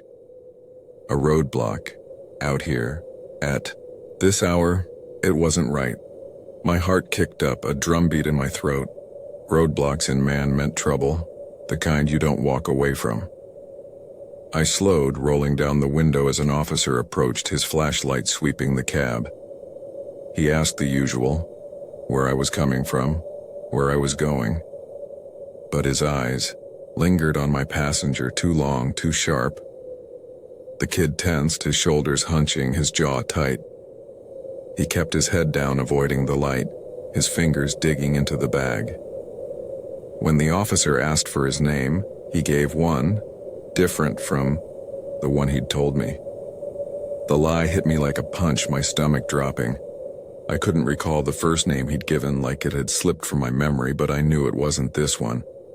The officer paused, his gaze narrowing, sizing us up. Another cop approached, his uniform marking him as higher rank, and I leaned out, keeping my voice steady. "What's going on, officer?" His answer froze me. "Bodies have been found." The words hung in the air, heavy, final, like a door slamming shut. My mind reeled, panic clawing at the edges. Bodies? Out here? I had no proof the kid was involved, no reason to think he was a killer. He looked scared, not dangerous, his face pale, his eyes darting. But those stains, that smell, the fake name, they screamed something I didn't want to hear. The second officer pulled the first aside, his voice low but sharp, like he'd said too much. A moment later, they waved us through, the lights fading in my rearview mirror. The cab was a cage now, the air thick with suspicion. My hands shook on the wheel, my heart pounding so loud I was sure he could hear it. He didn't speak, but I felt his eyes on me like he knew I'd caught the lie. I kept my mouth shut, my mind racing. Should I pull into a town, find people, lights? But I didn't want to tip him off, didn't want him to know I was afraid. I just drove, the road stretching endless, the mountains watching from the dark. 10 minutes later, his phone buzzed, a sharp sound that shattered the silence. He glanced at it, and something in him snapped. His voice erupted, loud, raw, a jagged edge of panic. "Stop the car!" he shouted. His body coiled like a spring. I tried to reason, saying a gas station was just ahead, but he wasn't listening. His demands grew sharper, more desperate until I had no choice. I pulled over, the gravel crunching under the tires, and he leapt out, slamming the door so hard the truck shook. He vanished into the night, swallowed by the trees, leaving only the echo of his fear. I sat there, my breath ragged, the silence rushing back like a tide. My hands trembled as I gripped the wheel, the road ahead a blur. I drove to the nearest gas station, my heart still racing, and called the police. I told them everything, the kid, the stains, the name, the roadblock. They asked if he had a beard, light hair. I said yes, my voice shaking. They thanked me, said someone would follow up, but their tone was flat, like they'd heard it all before. The days that followed were a fog of dread. I scoured newspapers, local bulletins, asked around. Nothing. No bodies, no roadblock, no trace of the kid. I drove to the station, demanding answers, but they looked at me like I was unhinged, claiming no record of my call. If not for the mud he'd left on the passenger seat, I'd have thought I'd dreamed it all. Years have passed, but the questions linger, a shadow I can't shake. Who was he? What had he done? And why does the night still feel like it's watching me, waiting for me to stop again? The forest whispered my name that night, or maybe it was just the wind mocking my fear. Early spring in Harper's Ferry, West Virginia, is a kind of magic, when the world shakes off winter's grip and blooms with reckless abandon. I'd grown, up here a child of the Appalachian trails where every ridge and hollow held a story. That year I craved the solitude of the woods, the chance to lose myself in the pulse of the earth. My plan was simple. 3 days hiking a lesser-known stretch of the Appalachian Trail, off the grid, just me and the forest. I knew these paths like my own veins, their twists and turns a map etched in memory. But the mountains are older than memory, and they keep secrets no map can chart. What I found out there wasn't just a story. It was a nightmare that turned into a laugh, but not before it carved itself into my soul. I've always felt at home in the wild. The forest was my sanctuary, a place where life's noise, bills, deadlines, the endless scroll of screens faded into insignificance. Spring was my favorite time, when the air smelled of damp earth and new growth and the trees seemed to hum with life. I set out on a crisp morning, my pack heavy with gear, my boots crunching over frost-kissed leaves. The trail was quiet, its path winding through dense woods, sunlight spearing through bare branches. I passed no one, the solitude wrapping around me like a warm coat. My destination was a clearing I'd camped in the year before, a secluded spot by a still pond where the world felt untouched. It was a place of peace, or so I thought. I didn't know then that peace was a fragile thing, easily shattered by what lies hidden in the undergrowth. By mid-afternoon, I reached the clearing. It was just as I remembered. Two open spaces split by a pond, its surface a mirror of the sky, fringed with moss and shadow. The air was cool, heavy with the scent of pine and water. I set up my tent, its nylon walls a bright speck against them, green. I organized my gear, hung my food bag from a branch to keep it from bears, and gathered wood for a small fire. The forest was alive, birds flitting through the canopy, their calls a soft chorus. I sat by the pond, my journal open, sketching the scene, letting the moment sink into my bones. For a while, I was whole, the weight of the world lifted. But as the sun dipped lower, casting long shadows across the clearing, a prickle of unease crept in. The forest song faded, replaced by a silence so deep it felt like a presence watching, waiting. Something's out there, I thought, brushing it off as the imaginings of a tired mind. I didn't know how wrong I was. That night, I sat by the fire, its glow a small defiance against the dark. I'd downloaded videos before the trip, local folklore, tales of serial killers who'd roamed these mountains decades ago. They were meant to pass the time, a bit of spooky fun to spice up the solitude. But as I watched, the stories took root, their details weaving into the silence around me. Missing hikers, abandoned camps, whispers of something darker than bears, lurking in the woods. I laughed it off, but the seed was planted.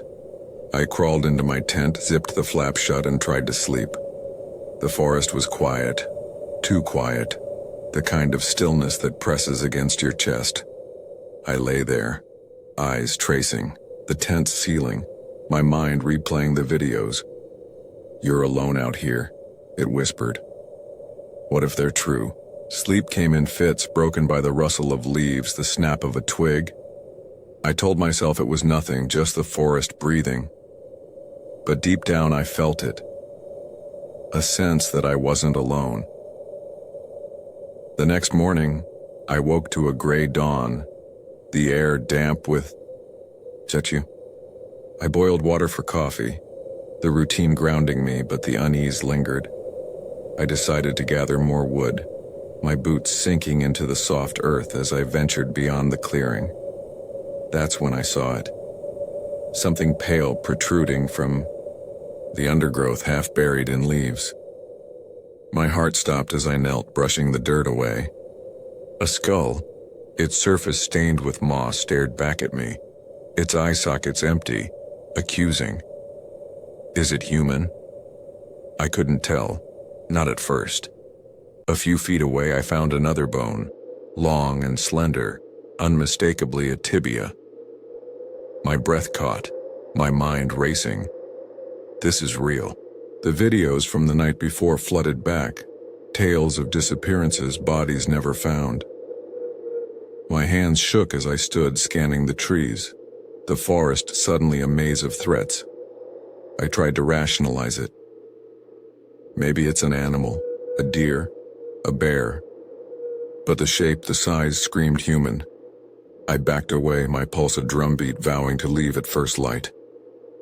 That night, I couldn't sleep. The skull's image burned in my mind, its hollow gaze following me into the dark. I sat in my tent, my knife clutched tight, every sound amplified. The forest was silent, but it was a lie, a mask hiding something alive, something close. Around 11 I heard it, movement outside, not near but loud enough to make my blood run cold. Footsteps, heavy, deliberate, crunching through the underbrush. My body froze, my breath shallow, my mind cycling through possibilities. Bear? Hiker? Something else? The sounds grew louder, closer to the pond, then stopped. Silence returned, but it was heavier now, charged with intent. Then came a new sound. Water thrashing violently, frantic, like something was flailing in the pond. My heart pounded, my knife useless against the unknown. Something's out there. And it's not. Right, I couldn't stay still. I grabbed my flashlight, unzipped the tent slowly, and stepped into the night. The air was cold, the clearing bathed in moonlight, the pond a silver sheen. I moved toward the sound, my beam slicing through the dark, my legs trembling. What I saw stopped me cold. A man completely naked sprinting through the trees on the far side of the pond, his movements wild, desperate. His skin gleamed pale under the moon, his arms flailing as he vanished into the forest. The sight was so bizarre, so out of place, it felt like a fever dream. My mind screamed to run, but I stood frozen, the image seared into my brain. Who was that? What was he running from? I swept the flashlight across the clearing, expecting something to rush me from the dark. Nothing. Just silence, mocking my fear. I moved to my food bag, hung high to keep it safe. It was gone, the rope frayed, the contents scattered across the ground. No claw marks, no signs of a bear's chaos, just torn fabric and spilled rations as if someone had ripped it apart in a hurry. This wasn't an animal. My fear turned to panic, my hands shaking as I gathered my gear. I didn't care about the trail, the plan, the peace I'd come for. I packed my tent, grabbed my pack, and fled, the forest a blur of shadow and dread. Every step felt watched, every rustle a threat. I reached my car at dawn, my body aching, my mind fractured. I drove straight to the police, the words spilling out. Bones, a naked man, torn food. They listened, took notes, promised to investigate the bones, but their eyes said they thought I was spooked, imagining things. I left, hollowed out, the man's silhouette haunting me. For weeks I couldn't shake it. The skull, the man, the torn bag, they looped in my mind. A nightmare I couldn't escape. I scoured news reports, forums, anything for answers, but found nothing. Then, one night, scrolling Reddit, I stumbled on a post that stopped my heart. A user named Derek described camping by the same pond the same night. He wrote of a warm evening, his habit of midnight swims in secluded waters. He'd stripped down, jumped in, and was floating when he heard rustling. A bear, massive and hungry, was tearing through his clothes, drawn by energy bars in his pocket. Panicked, Derek ran, naked, through the forest, the bear's breath hot, behind him. He hadn't seen me, hadn't known I was there watching. That was him. I messaged him, my hands shaking, and we pieced it together. The thrashing I'd heard was Derek in the water. The torn bag likely the bear's work after losing interest in him. We met months later, two strangers bound by a night of terror turned absurd. Derek's a good guy, lanky, with a laugh that fills a room. We hike together now, trading stories, but none top the one of how we met. We laugh until we cry, but the forest still watches. The bones? The police never followed up, and I wonder what they were, whose they were. The mountains are vast, ancient, and they don't give up their secrets easily. That night was a lesson. Sometimes fear is just a misunderstanding, but sometimes it's a warning. I still love the trails, but I tread lighter now, knowing the woods have eyes, and not all of them are kind. In the dead of night on a road where shadows hunt, I stopped for a moment of relief and found myself staring down the barrel of a nightmare. I've always been a wanderer, drawn to the open road where the world feels raw and untamed. My old car, creaky and without air conditioning, has carried me through countless journeys, each one a dance with solitude and freedom. But West Virginia's Appalachian roads have never welcomed me. Years ago, a hiking trip in these mountains went wrong, leaving a scar of unease that lingers every time I pass through. The forests here don't just grow, they watch. Their darkness a living thing that clings to you. Last spring, I took a shortcut through this haunted land, a decision that still wakes me in a cold sweat. It was 10:30 p.m. when I set out, the night thick with the promise of a long drive. My destination was hours away, somewhere near dawn, but the road was mine, a ribbon of black snaking through the hills. The Appalachian landscape unfolded in shadows, its curves and hollows lit only by my headlights, the occasional flicker of distant homes like stars lost in the void. The silence was absolute, a weight that pressed against the car, making every mile feel like an intrusion. I'd driven this stretch before, but never at this hour. Never with the forest so close, its presence a whisper in the dark. Miles blurred together, the road hypnotic, until a sudden urgency broke the spell. A health condition I'd developed years back hit hard, a sharp need to relieve myself that couldn't wait. I cursed under my breath, scanning the road for a safe spot. There was nothing, no gas station, no rest area, just trees and darkness. I pulled over, the gravel crunching under my tires, and stepped out, the night air cool and heavy with the scent of pine. The forest loomed, a wall of black that seemed to breathe, its silence louder than my heartbeat. I moved quickly, eager to get back to the safety of the car, but before I could finish, the night erupted. He came out of the shadows like a specter, screaming, his rifle aimed at my chest. I froze, hands raised, my pulse a roar in my ears. His eyes were wild, bloodshot, not human but animal, cornered and desperate. He demanded I let him in the car, his voice raw, offering two choices: drive him or lose the car by force. The rifle gleamed in the moonlight, its barrel a tunnel to oblivion.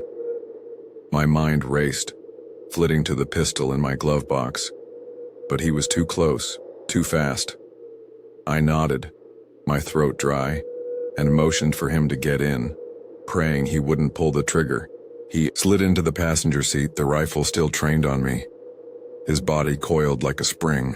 I started the engine, my hands shaking, and pulled back onto the road, the darkness swallowing us whole. The cab was a prison, the air thick with his fear and mine. I tried to stay calm, repeating soft phrases, telling him I wouldn't fight, that I'd take him wherever he wanted.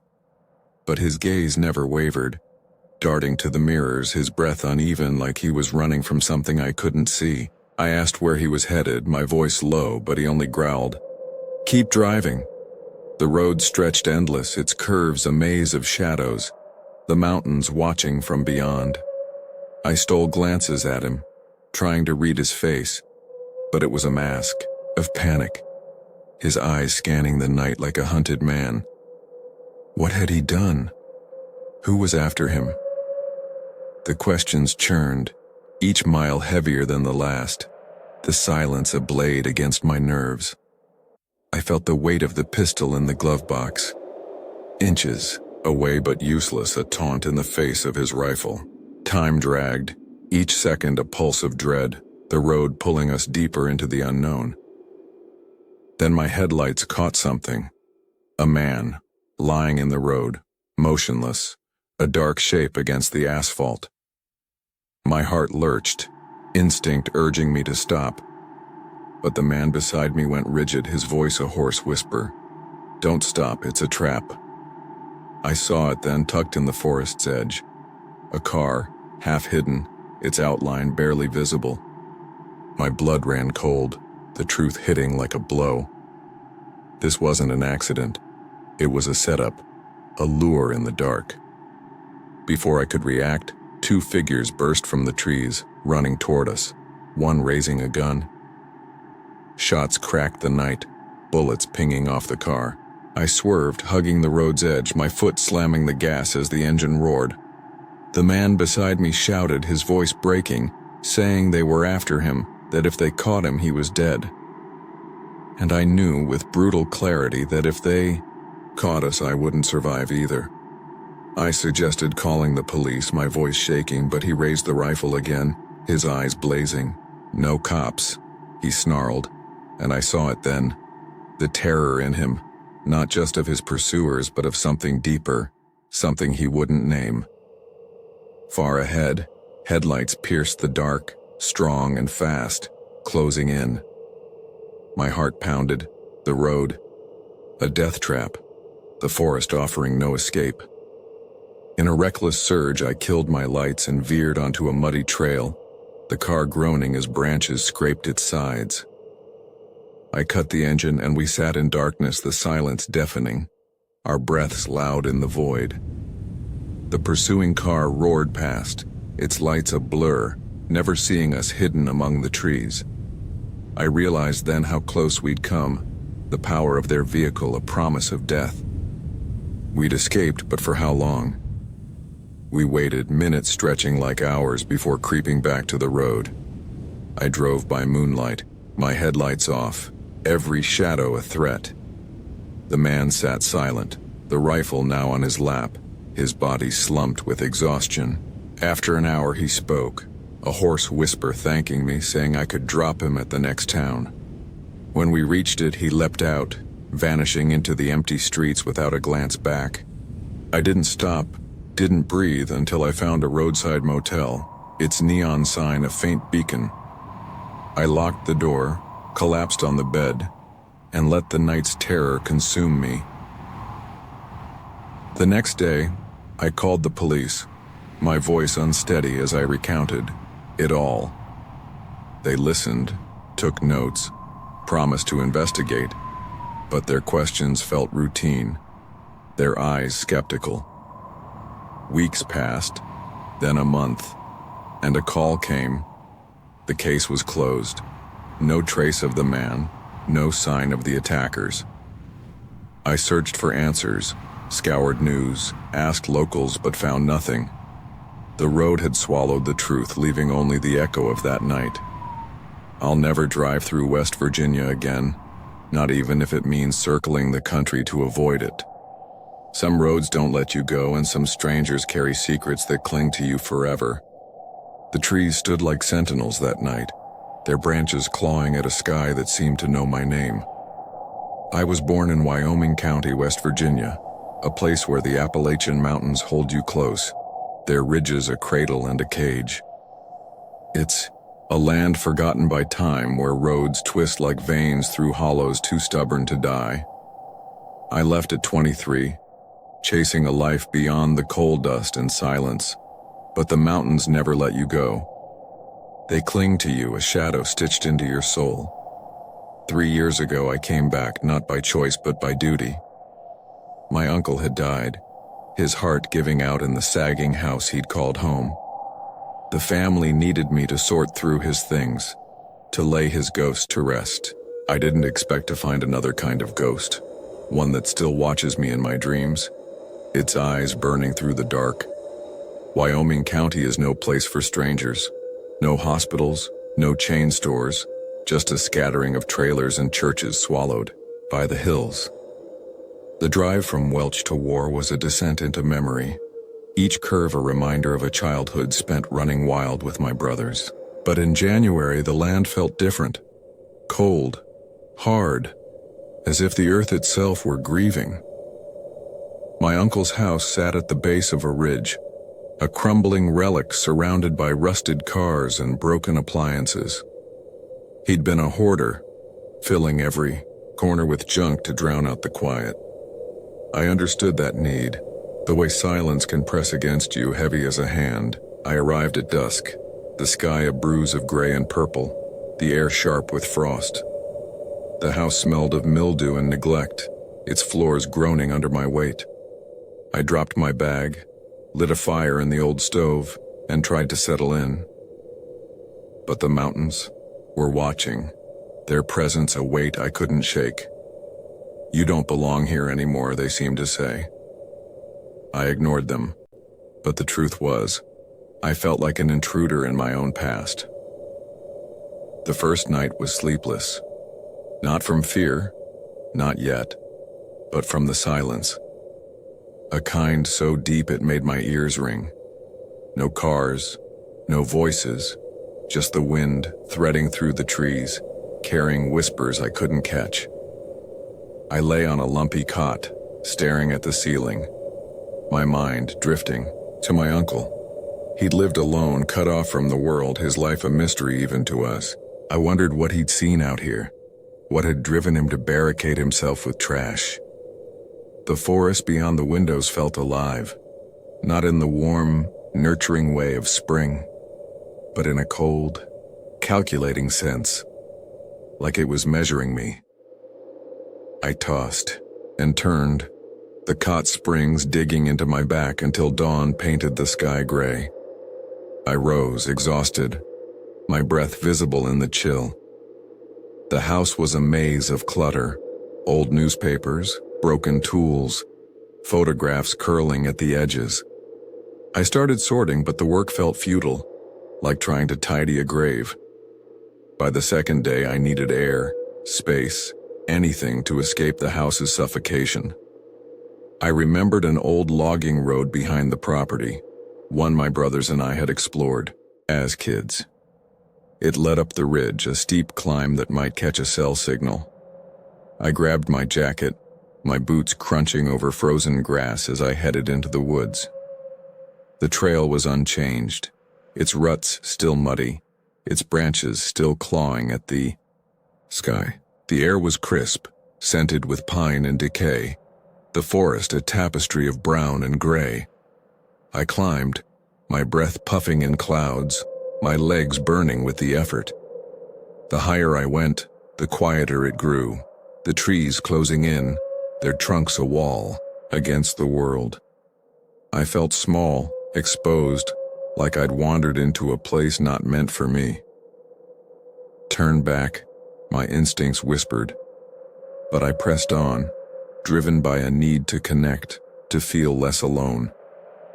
The ridge opened to a clearing, the hollow below, a sea of shadowed hills.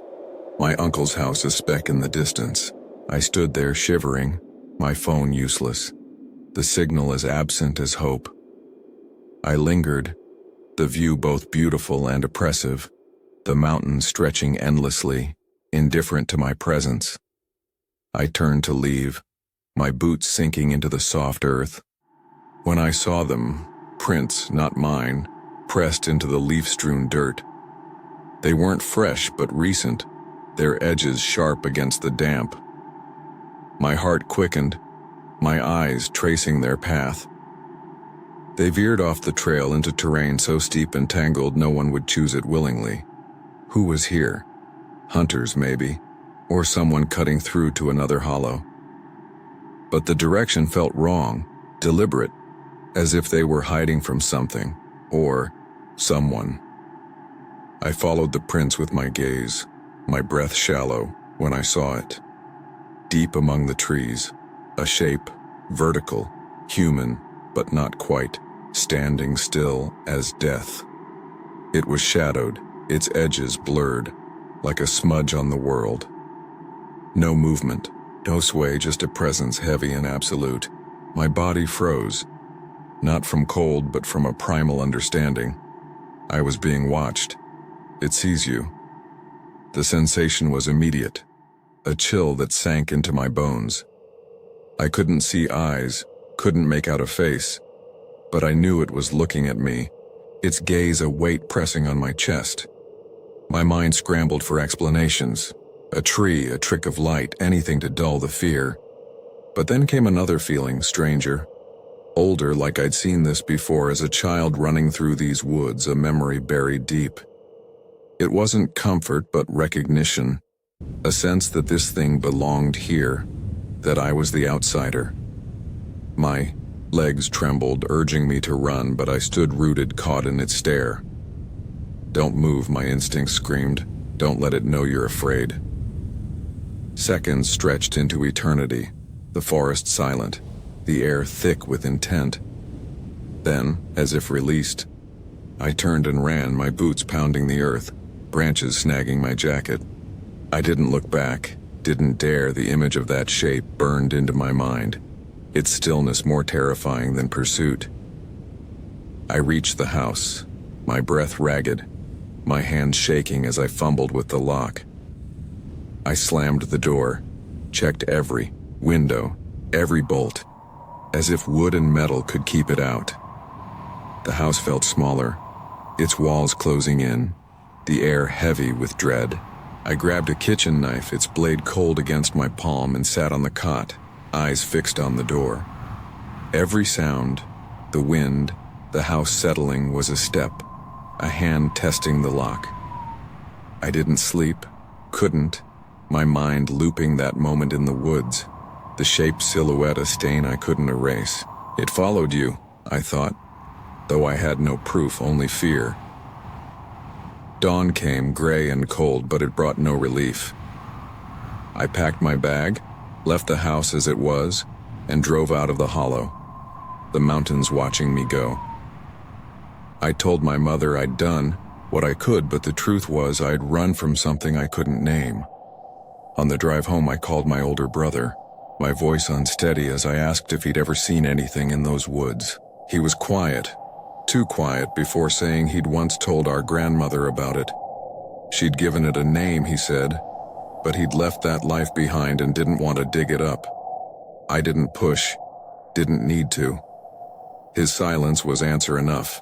Years have passed and my mother lives with me now, far from Wyoming County. But the mountains haven't left me.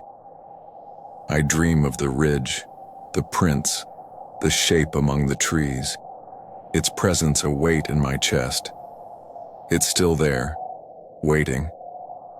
My grandmother's words echo in my mind. You don't need ghosts when you have the mountains, they'll eat you just the same.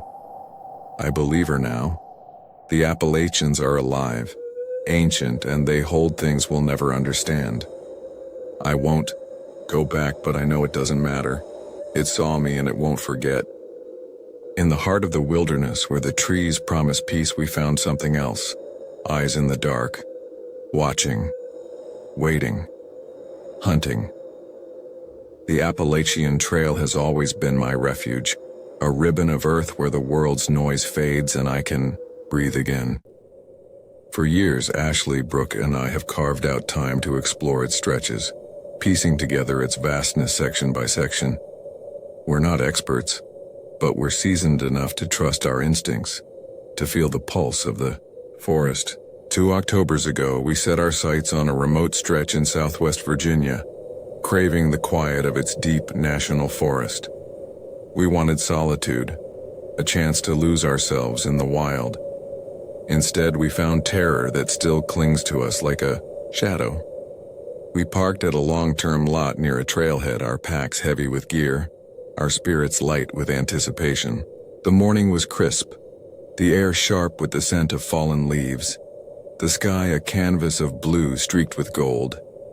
The trail welcomed us, its path winding through forests ablaze with autumn's fire. Reds, oranges, yellows that seemed to glow from within.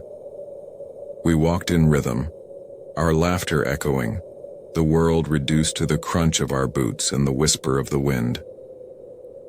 We passed only one hiker that day, a silent figure who barely nodded, his presence a fleeting ripple in our joy. The mountains felt alive, their beauty a promise we believed.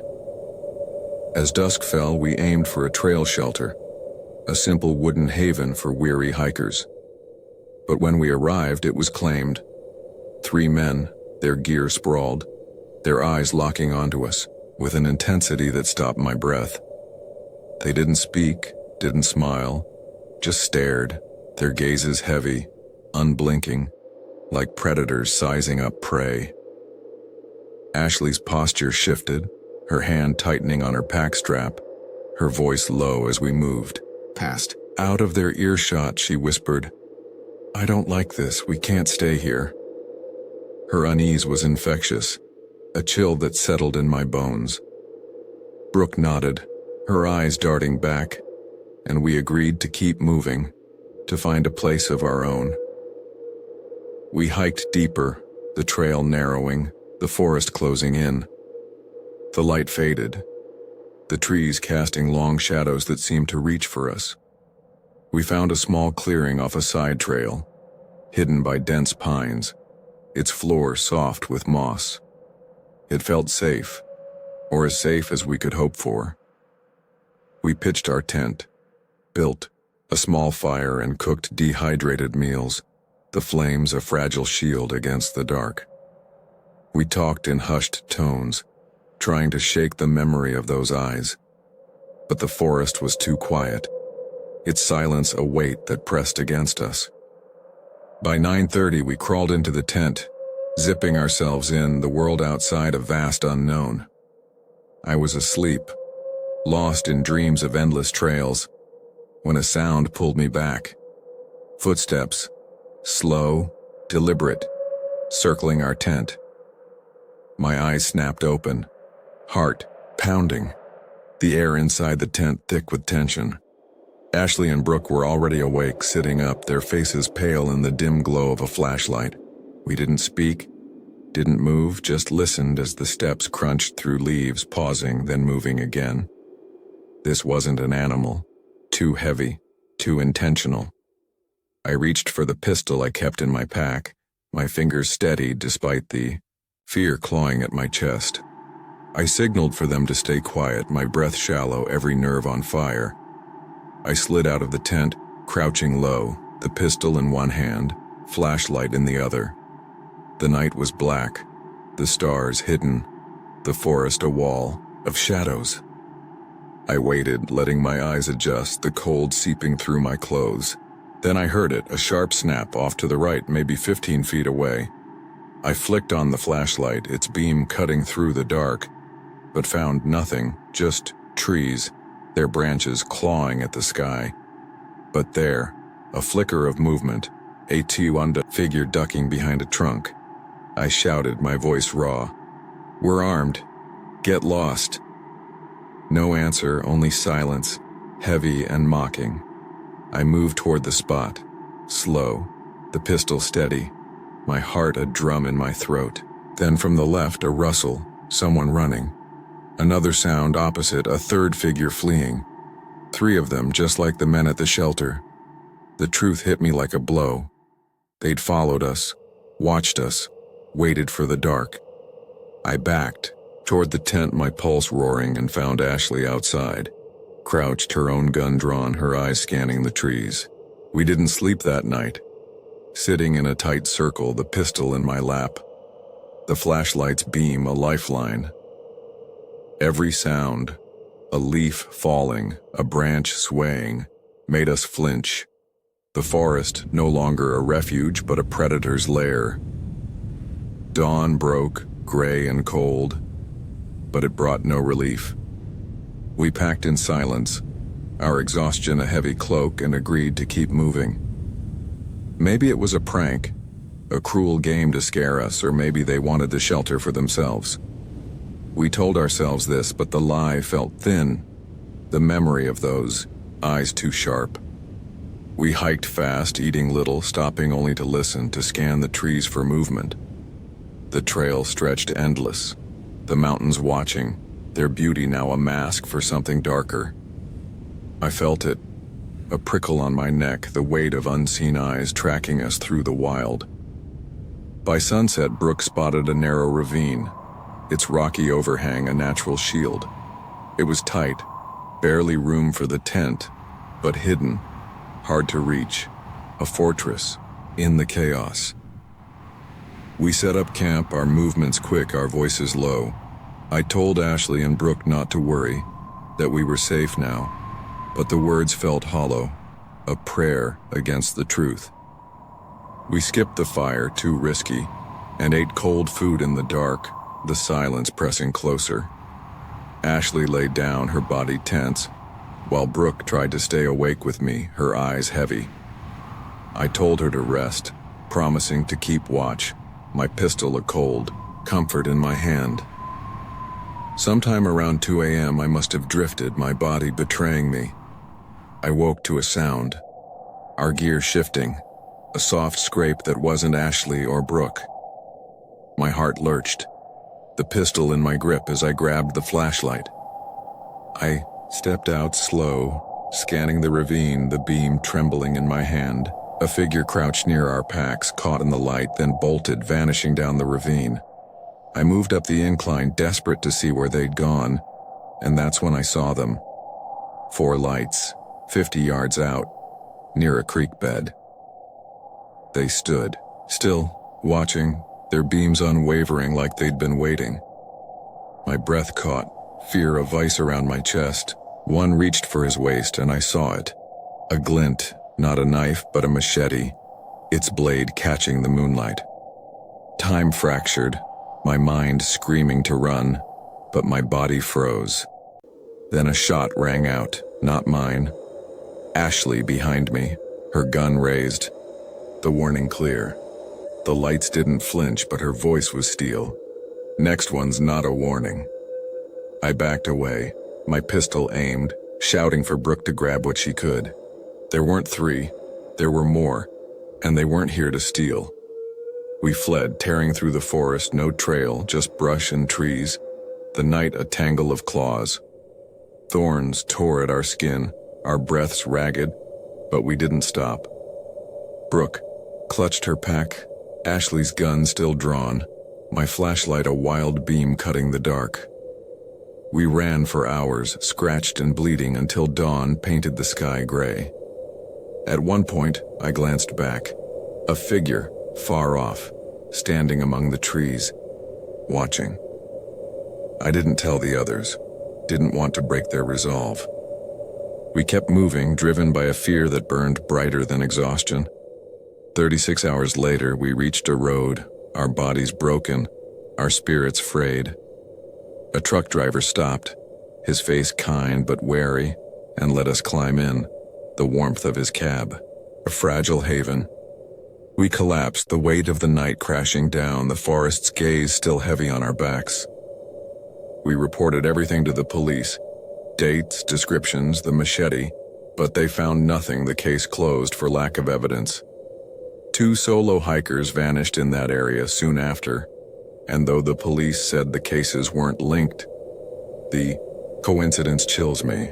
The forest was our sanctuary, but now it's a wound that won't heal. We don't hike anymore, don't speak of that night, but it lingers. In the way Ashley flinches at shadows, in Brooke's sleepless eyes, in the prickle I feel when the world grows too quiet. Something's out there, not ghosts, but people, twisted by isolation, hunting in the dark. And I know with a certainty that haunts me, they're still watching, waiting for the next to wander too far. The forest exhaled a warning that night, its breath cold and sharp like it knew we'd never be the same. 3 years ago, my wife Claire and I set out to reclaim a piece of ourselves we'd lost. Our daughter Leah, barely a year old, had filled our lives with love and exhaustion. Her cries and smiles a rhythm that drowned out everything else. Before her, we'd been wanderers, our boots worn thin on the trails of the Appalachian Mountains, where the world felt vast and ours.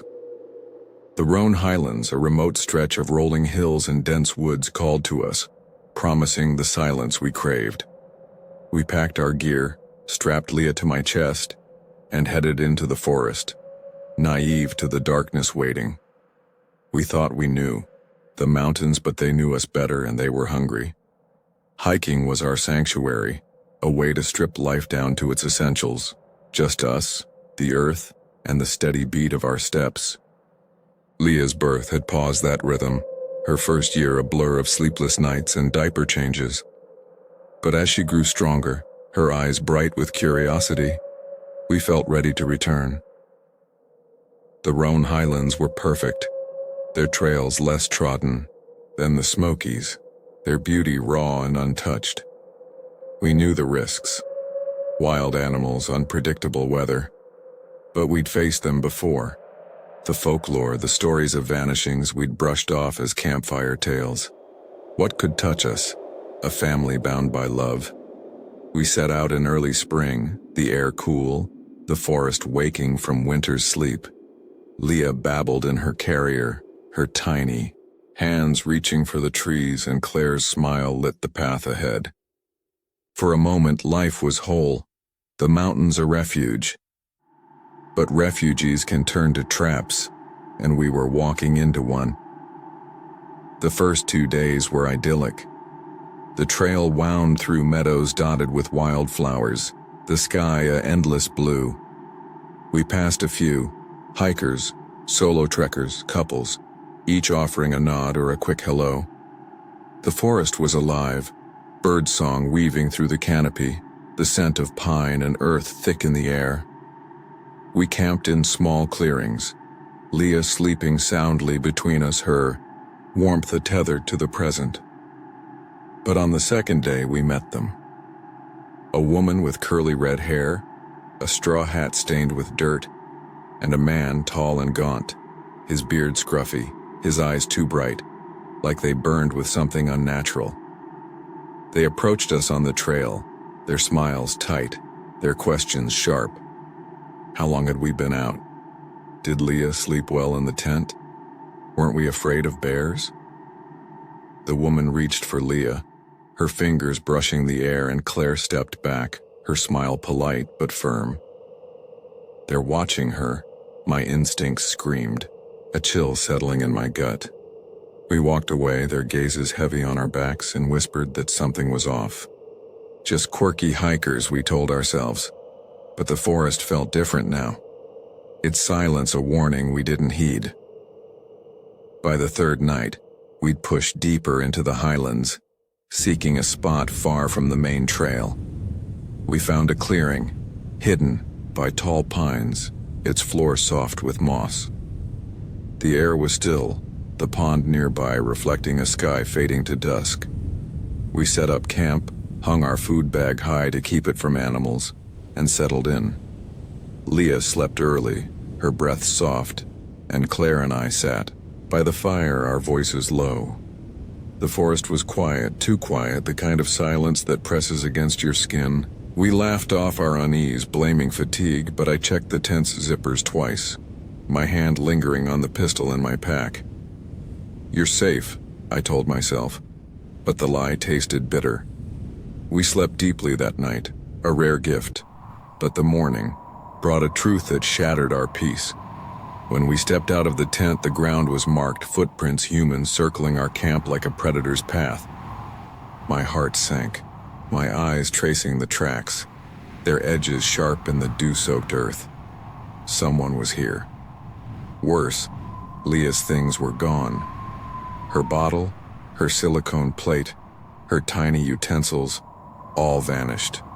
The food bag hung untouched, its rope steady, mocking our vulnerability. Claire's face paled, her voice a whisper. It was them. I wanted to argue, to find another explanation, an animal, a prank, but the precision, the focus on Leah's belongings, screamed intent.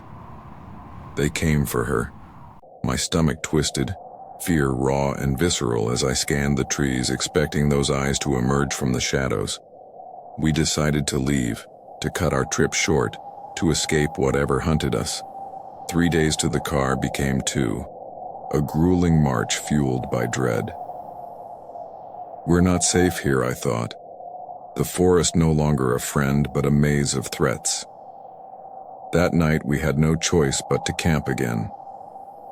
We found a hidden spot, a small overhang by a stream, its rocks shielding us from view. We took shifts, one watching while the other rested, our pistol a cold comfort. Claire insisted on the first watch, her eyes sharp, her body tense. I lay with Leah, her warmth grounding me, but sleep was fleeting, my mind looping those footprints, those questions about our daughter. They know where we are. I woke early, Claire's hand shaking me, her face drained of color. Someone's out there, she whispered, pointing to the trees, where shadows danced beyond our fire's reach. I grabbed the pistol, my heart pounding, and stepped out, my voice loud, warning I'd shoot. The forest answered with silence, heavy, deliberate, like it was complicit. I stood guard, my eyes locked on the dark, every rustle a threat. Exhaustion clawed at me, my lids heavy, and I cursed myself when I woke to Claire's scream. her voice cutting through the night like a blade. She was there, the red-haired woman, pointing my own gun at me, her eyes empty, like voids swallowing light. The man was half in our tent, his hands reaching for Leah. Time slowed, my body moving before my mind caught up. I grabbed ash from the fire, still warm, and threw it in her face. She flinched, the gun firing, the bullet grazing the air. I lunged, knocking the weapon from her hand, my fist connecting with her nose, blood blooming dark. The man froze, startled, then bolted from the tent. I grabbed the gun, my hands shaking, and aimed at him, my voice raw. 5 seconds, or I shoot.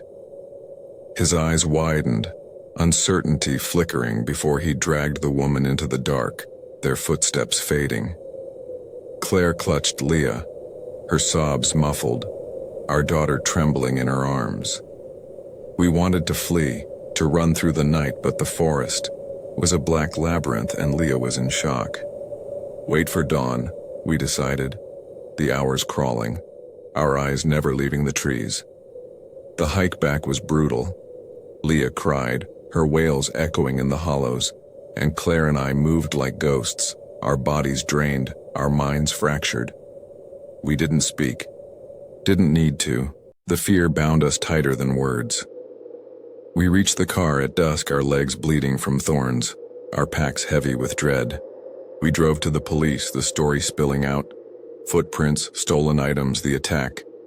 They took notes, asked for descriptions, but their eyes held doubt, as if we'd imagined it.